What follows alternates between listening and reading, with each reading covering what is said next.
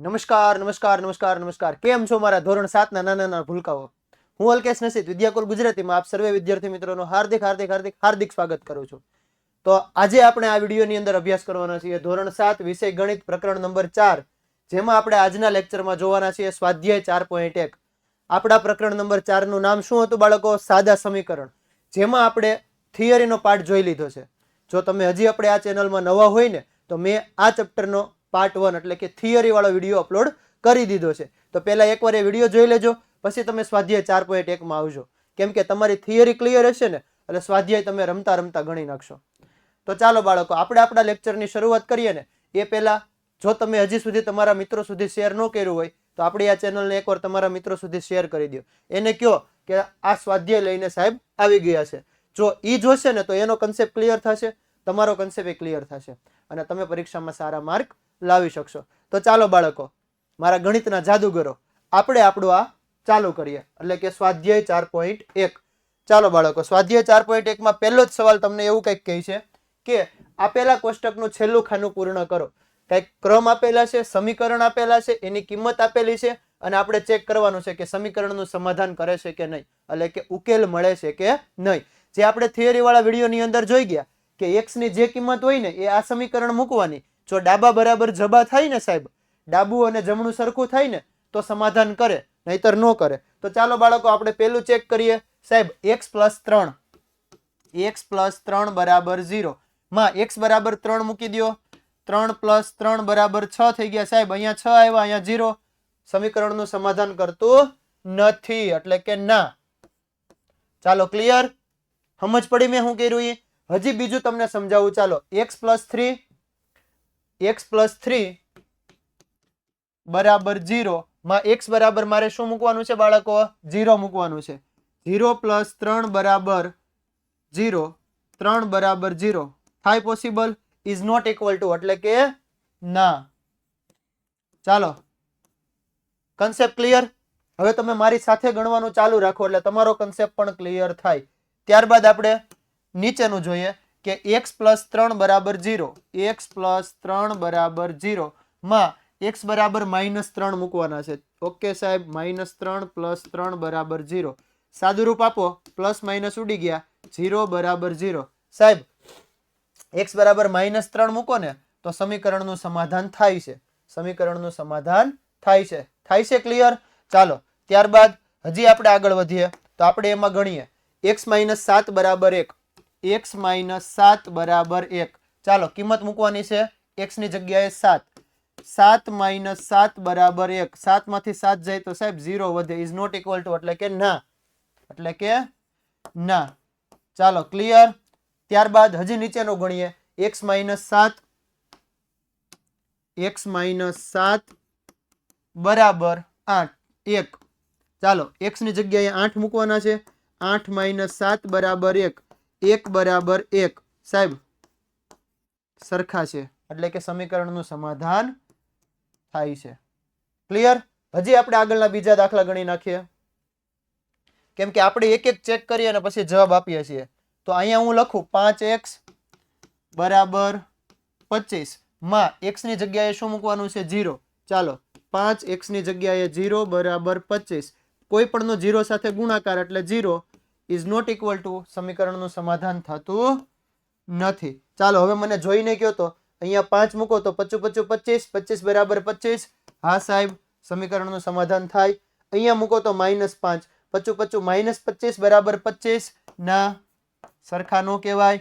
ત્યારબાદ અહીંયા 6 મૂકો તો એક ભાગાકાર છે એટલે હું તમને શીખવાડું, ચાલો કે m/3 બરાબર 2, m ની જગ્યાએ મૂકો -6, -6 ભાગ્યા 3 બરાબર 2, ભાગાકાર કરો તો અહીંયા વધે -2 અને અહીંયા આવ્યા 2 એટલે કે ના, એટલે કે ના। ચાલો ત્યારબાદ m/3 બરાબર 2 અને સામેની બાજુ છે 0, તો m ની જગ્યાએ 0 મૂકો, 0/3 બરાબર 0/2 પોસિબલ છે? ઇઝ નો 0 બરાબર 2 એટલે કે ના। ક્લિયર? ક્લિયર? આ બધા કન્સેપ્ટ મેં તમારા ક્લિયર કરાવ્યા છે। છેદમાં 0 હોત તો સાહેબ અવ્યાખ્યાયિત, એવું હજી શોધાણું જ નથી, ક્લિયર ને? અંશમાં 0 હોય તો 0, છેદમાં 0 હોય તો અવ્યાખ્યાયિત. એના પછી એક કિંમત છે m ના છેદમાં 3. કઈ કિંમત છે? m ના છેદમાં 3. m ના છેદમાં 3 બરાબર 2 અને સામે તમને આપેલું છે m બરાબર 6. 6 ના છેદમાં 3 બરાબર ભાગ ઉડાડો તો 3 દુ 6 2 બરાબર 2 એટલે કે હા. એટલે કે હા.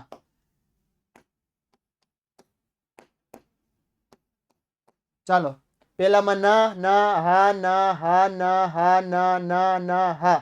ક્લિયર? મેં તમને બધાની ગણતરી દેખાડી અને બધું આખું કોષ્ટક ક્લિયર કરાવ્યું. કન્સેપ્ટ ક્લિયર થયો? શું કરવાનું એ ખબર પડી? બાળકો આમાં છે ને કાંઈ અઘરું નથી. જો એક વસ્તુ યાદ રાખો, એક વસ્તુ સમજો. આ જે સમીકરણ છે ને, આ સમીકરણમાં તમારે એની કિંમત મૂકવાની અને ચેક કરવાનું ડાબા બરાબર જમણું થાય છે. જો થતું હોય ને તો હા, ન થતું હોય ને તો ના. ક્લિયર? ક્લિયર? ચાલો ત્યારબાદ આગળ વધીએ. સવાલ નંબર 2. કૌંસમાં આપેલી કિંમતોનો આપેલા સમીકરણનો ઉકેલ છે કે નહીં તે ચેક કરો. ઓકે સાહેબ, કૌંસમાં આપેલી કિંમત મૂકવાની છે અને સમીકરણનું સાદુરૂપ આપવાનું છે. n ની જગ્યાએ 1 મૂકવાનું છે, n ની જગ્યાએ n મૂકવાનું છે. ચાલો n બરાબર આપણે 1 લઈ અને આપણે દાખલો ગણીએ તો n + 5 બરાબર 9 આવું આપેલું હતું. અહીંયા મૂકો 1 + 5 બરાબર 9. 5 ને 1 6 બરાબર 9 ઇઝ નોટ ઇક્વલ ટુ સરખા કહેવાય? નો કહેવાય ને. તો આપણે લખીએ કે n બરાબર 1 આપેલ સમીકરણનો ઉકેલ નથી. n બરાબર 1 એ આપેલ સમીકરણનો ઉકેલ નથી. ચાલો ક્લિયર? ત્યારબાદ આપણે દાખલા નંબર 2 તરફ આગળ વધીએ તો એમાં તમને એવું આપેલું છે કે n બરાબર -2. તો પહેલા તો હું લખી દઉં 7n + 5 બરાબર 19. ચાલો હવે હું આમાં કિંમત મૂકું તો 7 - 2 + 5 બરાબર 19 બરાબર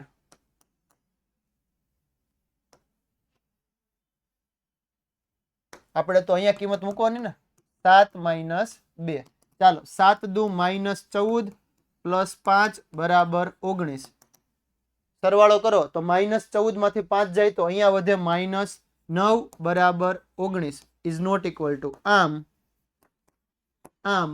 n બરાબર -2. n બરાબર -2. જો હજી એકવાર ચેક કરી દઉં, n ની જગ્યાએ -2 મૂકો ને એટલે 7 દુ -14. -14 + 5 એટલે -9 વધે. -9 અને 19 સરખા કહેવાય નહીં. આમ n બરાબર -2 એ આપેલ સમીકરણનો ઉકેલ નથી. સમીકરણનો ઉકેલ નથી. ચાલો ક્લિયર? ત્યારબાદ એના પછીનો દાખલો 7n + 5 બરાબર 19 માં n બરાબર 2 મૂકવાના છે. ઓકે સાહેબ? ચાલો 7 દુ ને 14 + 5 બરાબર 19. 14 ને 5 19 બરાબર 19. સાહેબ અહીંયા તો સરખું થયું. લખી દો બાળકો. આમ n બરાબર 2 એ આપેલ સમીકરણનો ઉકેલ છે. ક્લિયર? ડન?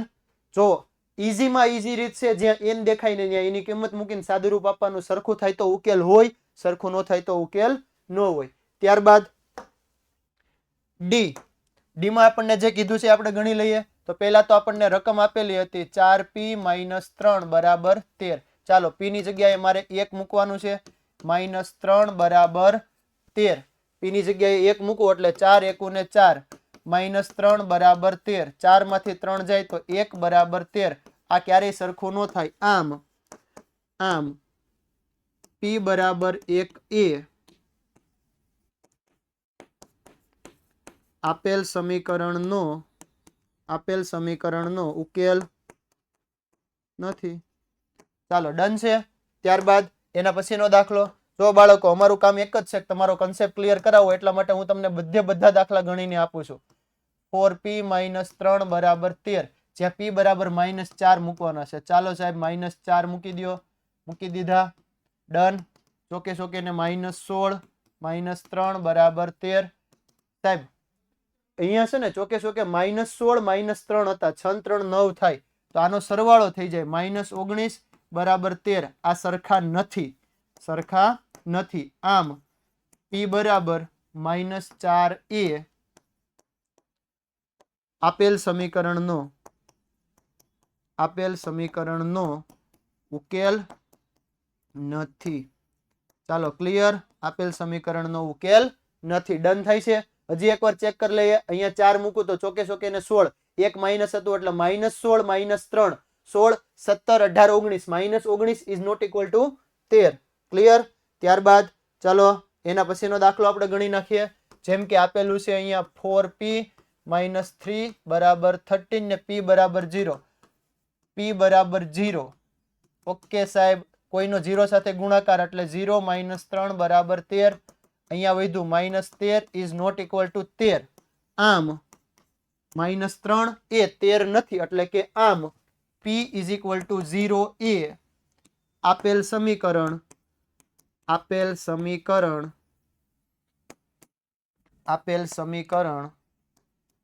નો ઉકેલ નથી થાય છે ક્લિયર જ્યાં ઇઝ ઇક્વલ ટુ આવે ને તો જ ઉકેલ હોય બાકી ક્યાંય ઉકેલ હોય નહીં પ્રશ્ન નંબર 2 અહીંયા તમારો પૂરો થયો હવે આપણે જોઈએ છીએ પ્રશ્ન નંબર 3 ચાલો પ્રશ્ન નંબર 3 માં શું કીધું છે બાળકો પ્રશ્ન નંબર 3 માં શું કીધું છે જોવો અહીંયા નીચેના સમીકરણો ચલની જુદી જુદી કિંમત મૂકી અને ઉકેલો પ્રયત્ન અને ભૂલની રીતે બાળકો અહીંયા તમારે કોઈ પણ કિંમત ધારવાની છે સાદુરૂપ આપવાનું અને ચેક કરવાનું સમીકરણનું સમાધાન થાય છે કે નહીં તો આપણે છે ને ધારો કે અહીંયા બધા દાખલામાં સેમ મેથડ રાખીશું ધારો કે p બરાબર 0 1 2 3 આવી જ કિંમત ધારીશું આના સિવાયની કોઈ કિંમત નહીં ધારીએ આ કિંમત આમાં મૂકી અને સાદુરૂપ આપશું ક્લિયર તમારો કન્સેપ્ટ ક્લિયર થવો જોઈએ એક્ઝામમાં પણ આ એક જ વસ્તુ યાદ રાખવાની છે 0 1 2 3 આ કિંમત મૂકવાની 17 આવી જાય તો ઉકેલ હોય બાકી આપણે પ્રયત્ન અને ભૂલ દ્વારા તો શીખવાના છીએ ચાલો તો પહેલા સાહેબ p બરાબર છે ને 0 લઈ લઉં p બરાબર 0 લઉં તો આપણું સમીકરણ હતું 5p + 2 બરાબર 17 ચાલો p ની જગ્યાએ 0 મૂકો p ની જગ્યાએ 0 બરાબર 17 આ તો 0 થઈ ગયું 0 + 2 બરાબર 17 બરાબર 2 બરાબર 17 પોસિબલ થાય નહીં એનો મતલબ કે આપેલ સમીકરણનો ઉકેલ નથી ચાલો કિંમત બદલાવી નાખો હવે હું લઈ લઉં p બરાબર 1 હવે ડાયરેક્ટ હું કિંમત મૂકીશ સાહેબ 5 p ની જગ્યાએ 1 + 2 બરાબર 17 5 × 5 5 ને 2 7 ઇઝ નોટ ઇક્વલ ટુ 17 સાહેબ આમાં પણ કિંમત ન મળે હજી આગળ વધો p બરાબર 2 મૂકો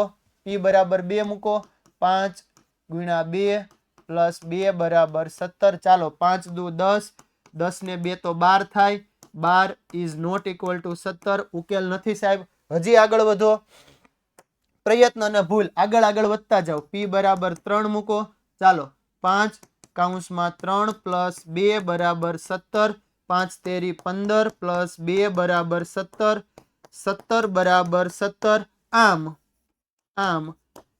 p બરાબર 3a આપેલ સમીકરણનો ઉકેલ છે ક્લિયર થયું સમજ પડી મેં શું કીધું એ સમજાણું આમાં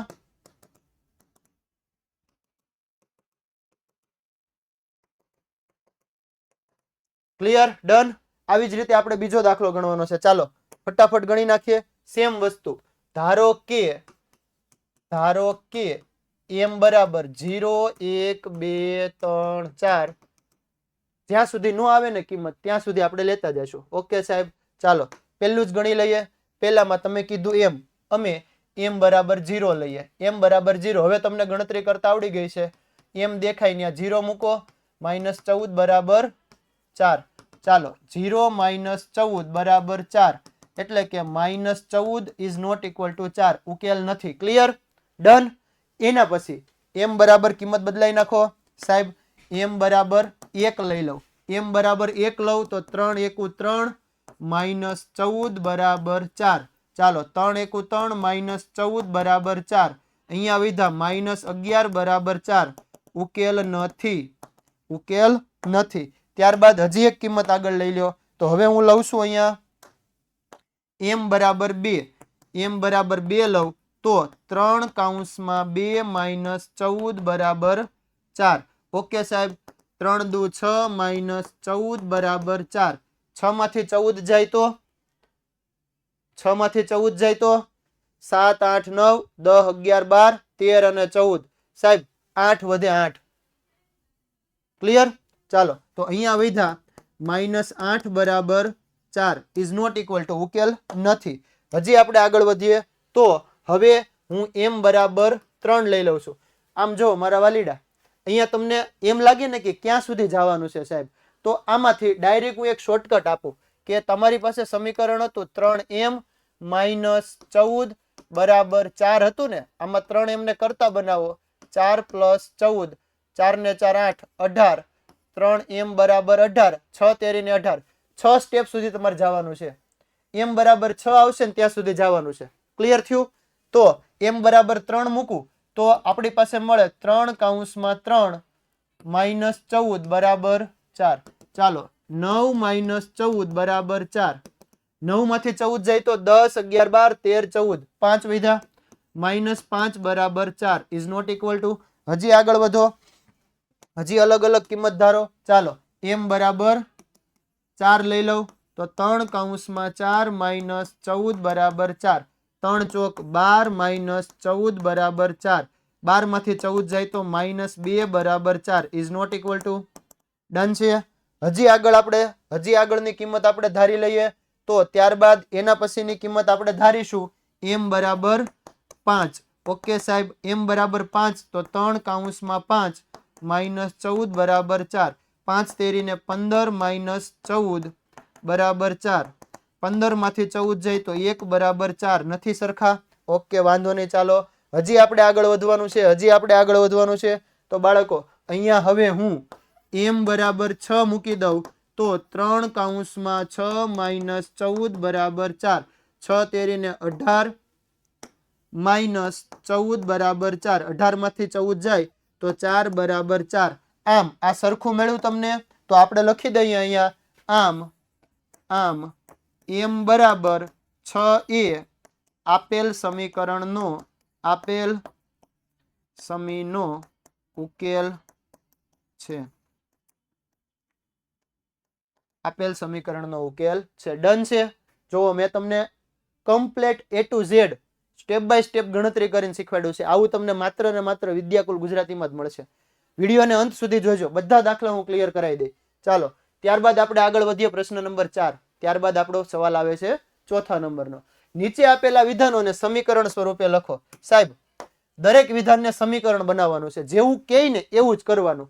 x અને 4 નો સરવાળો. ઓકે સાહેબ, x અને 4 નો સરવાળો 9 થાય. કેટલું ઈઝી હતું. x અને 4 નો સરવાળો 9. y માંથી 2 બાદ કરતા 8 મળે.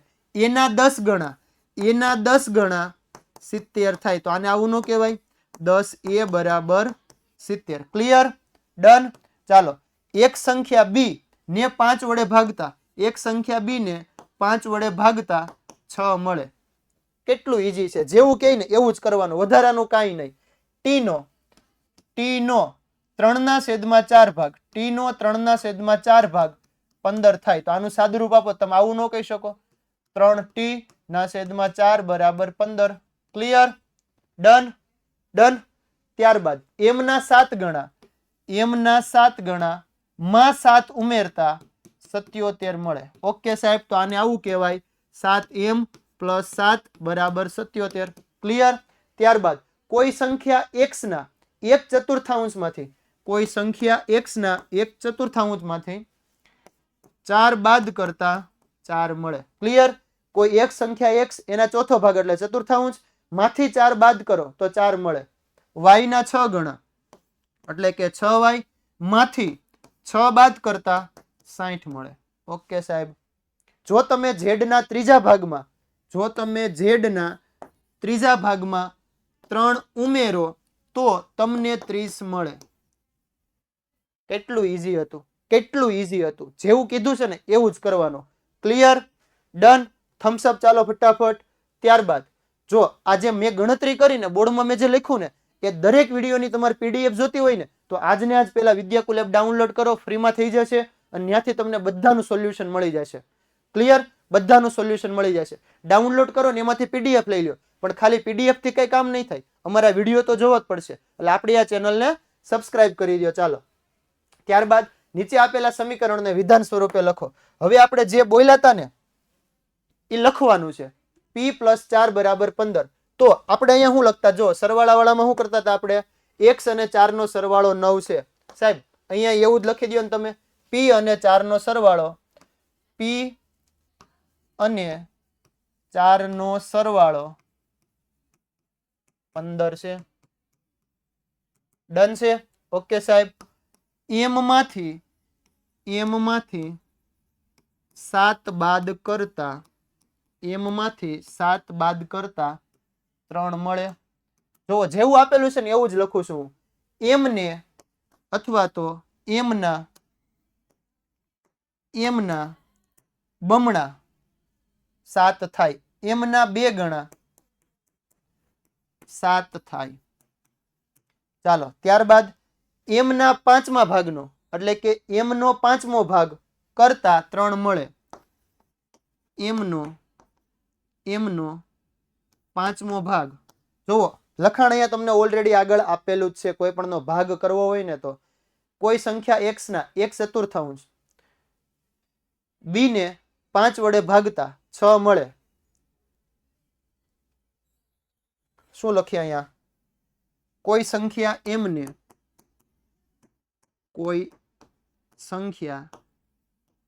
ને 5 વડે ભાગતા 3 મળે. કેટલું ઈઝી છે જુઓ બાળકો, જેવું આપેલું હોય ને એવું જ આપણે લખવાનું છે. ક્લિયર? હજી આવા બીજા સવાલ છે. 3m/5. તો એના માટે આપણે અહીંયા કંઈક આવું જોયું. તો જુઓ અહીંયા ચેક કરો, ક્યાં વહી ગયું, અહીંયા રહ્યું. t નો 3/4મો ભાગ એ 15 છે. ઓકે સાહેબ, અહીંયા એના જેવું જ છે કંઈક. m ના 3 ગણાનો 5મો ભાગ, m ના 3 ગણાનો 5મો ભાગ 6 થાય.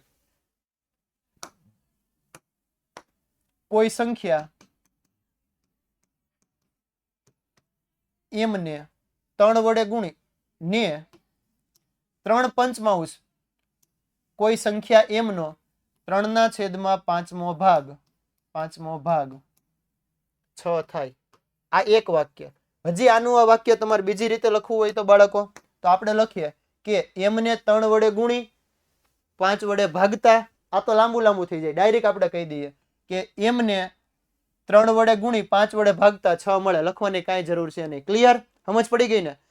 આપણે અહીંયા શું કર્યું ખબર, આ m હતા ને એને 3/5 વડે ગુણ્યું, m ના 3/5મો ભાગ એ 6 થાય. ચાલો અહીંયા લખી નાખીએ આપણે.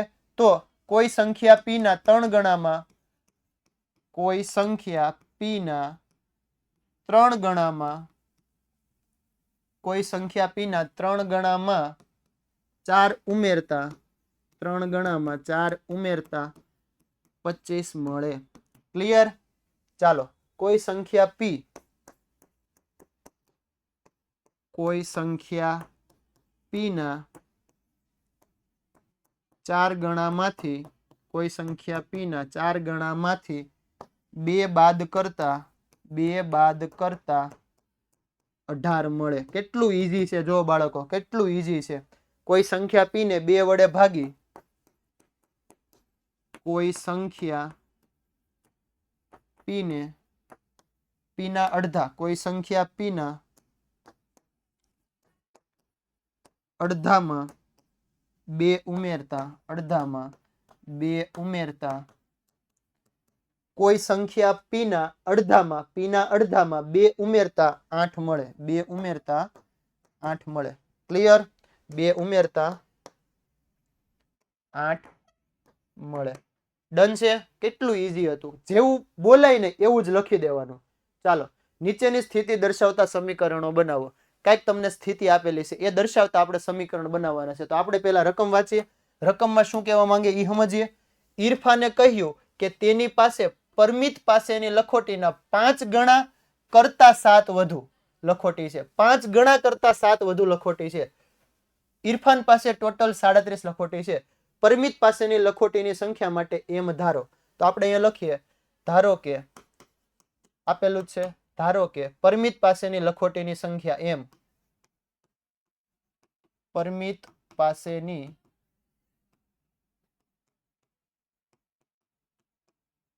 લખોટીની સંખ્યા બરાબર m. ચાલો હવે પરમિતની જે લખોટી છે ને એ ઇરફાન માટે મેળવવાની છે ને, તો પરમિતના 5 ગણા એટલે કે m ના 5 ગણા કરતા 7 વધુ, કરતા 7 વધુ. ક્લિયર? ઓકે સાહેબ, આને મારે લખવું હોય તો આવું લખી શકું, 5m + 7 બરાબર 37 થાય. આ મળી ગયું મારું સમીકરણ. આ 37 ક્યાંથી આવ્યા? અહીંયાથી આવ્યા. આ 37 ક્યાંથી આવ્યા? અહીંયાથી. ઇરફાન પાસે 37 લખોટી છે અને ઇરફાન પાસે પાછી પરમિતની લખોટી છે ને એના 5 ગણાથી 7 વધુ છે. ક્લિયર? ઇરફાન પાસે પરમિતની લખોટી છે એના કરતા 5 ગણાથી 7 વધુ. ડન. ચાલો ત્યારબાદ બીજી સંખ્યા શું કીધું છે જો પહેલા આમાં સમજો. લક્ષ્મીના પિતા 49 વર્ષના છે. ઓકે, તે લક્ષ્મીની ઉંમરના 3 ગણાથી 4 વર્ષ મોટા છે. તો લક્ષ્મીની ઉંમર માટે y ધારો. ધારી લીધું. હવે આપણે ધારવા નહીં બેસી, રકમમાં જ કીધું છે. ડાયરેક્ટ સમીકરણ બનાવીએ છીએ. લક્ષ્મીની ઉંમર ના 3 ગણા એટલે કે 3y, 4 વર્ષ મોટા, મોટા એટલે પ્લસ બરાબર 49. કેટલું ઈઝી હતું. લક્ષ્મીની ઉંમર કરતા 3 ગણાથી 4 વધુ બરાબર 49 વર્ષ. ત્યારબાદ શિક્ષકે વર્ગમાં કહ્યું કે સૌથી વધારે ગુણ મેળવનાર વિદ્યાર્થીના ગુણ વર્ગના સૌથી ઓછા ગુણ મેળવનાર વિદ્યાર્થીના ગુણના 2 ગણાથી 7 વધારે. આપણે તો આ પકડવાનું, કોના ગણાથી કેટલું વધારે એ જ પકડવાનું. આપણે દરેક દાખલામાં એ જ કર્યું છે. જોવો, 3 ગણાથી 4 વર્ષ મોટા. અહીંયા પણ આપણે એ જ કીધું ને, 5 ગણાથી 7 લખોટી વધુ. ચાલો, તો સૌથી વધારે ગુણ 87 છે, તો સૌથી ઓછા ગુણ માટે એલ ધારો. ઓકે સાહેબ, સૌથી ઓછા માટે એલ ધારી લીધો. આ એલ ઉપર પ્રક્રિયા કરો, વધારે ગુણ મેળવવા વાળો ઓટોમેટિક મળી જાય. 2 ગણા કરી દો અને 7 વધારે કરી નાખો તો એને મળે 87. ઓછા ગુણના 2 ગણાથી 7 વધારે બરાબર 87. ક્લિયર? કેટલું ઈઝી હતું. મજા આવી કે નહીં? શોર્ટકટ થઈ ગયું ને? તમારે પણ આવી જ રીતે શોર્ટકટ લખી દેવાનું છે, પૂરા માર્ક મળશે. તો બાળકો હવે આપણે એના પછીનો દાખલો છે. એમાં જુઓ કે એક સમદ્વિબાજુ ત્રિકોણમાં શિરકોણ એ આધાર કોણ કરતા 2 ગણો છે. સમદ્વિબાજુ ત્રિકોણ છે, સમદ્વિબાજુ ત્રિકોણ. શિરકોણ એ આધાર કોણ કરતા 2 ગણો છે.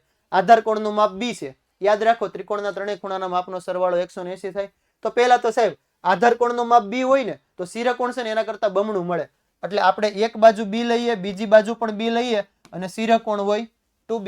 કેમ કે બમણું કીધું છે. અહીંયા તમને જુઓ શું કીધું છે, 2 ગણો છે, 2 ગણો. અને આ ત્રણેયનો સરવાળો કરો ને 180 થાય. તો અહીંયા મળે આપણને 4b બરાબર 180. કેટલું સરળ હતું. અહીંયા આધાર કોણ ને શિરકોણ ને એવું આપેલું છે, પણ એના માટે આપણે કઈ નવું વિચારવાનું નથી. આપણને ખબર છે સાહેબ, સમદ્વિબાજુ ત્રિકોણ હોય ને, સમદ્વિબાજુ ત્રિકોણ એટલે તમે ઘણીવાર આવું પણ કહી શકો, આ બાજુ અને આ બાજુ સરખી. એવી રીતે આવું પણ કહી શકો, આ બાજુ અને આ બાજુ સરખી. ક્લિયર થાય છે? સમજાય છે? સમજ પડી? આપણે આ કહીએ તો આ બે b હોય, આ b હોય તો આ 2b. ક્લિયર? ત્રણેયનો સરવાળો કરો એટલે તમને ખબર પડી જાય. Done done. ક્લિયર? ચાલો ત્યારબાદ આપણે આગળ વધીએ. તો અહીંયા આપણું આ સ્વાધ્યાય 4.1 પૂરું થાય છે. મળીએ આપણે આવતા લેક્ચરમાં, જેમાં હું તમને ભણાવવાનો છું 4.2. દરેક કન્સેપ્ટ ક્લિયર કરાવીશ. જો તમને વિડીયોમાં મજા આવી હોય ને, એકવાર આપણે આ વિડીયોને લાઈક કરી દો અને કોમેન્ટમાં મને જણાવો કે તમને વિડીયો કેવો લાગ્યો. સૌથી બેસ્ટ ચેનલમાં તમે ભણો છો, અને જો તમારે આવું કન્ટિન્યુ ભણવું હોય ને તો તમારા મિત્રોને કહો કે આ ચેનલને સબસ્ક્રાઇબ કરે. અને બાળકો, છેલ્લે એક કામ કરવાનું, કયું ખબર? મને જણાવવાનું છે કોમેન્ટમાં કે વિડીયો કેવો લાગ્યો. કોમેન્ટ કરવાનું ન ભૂલાય.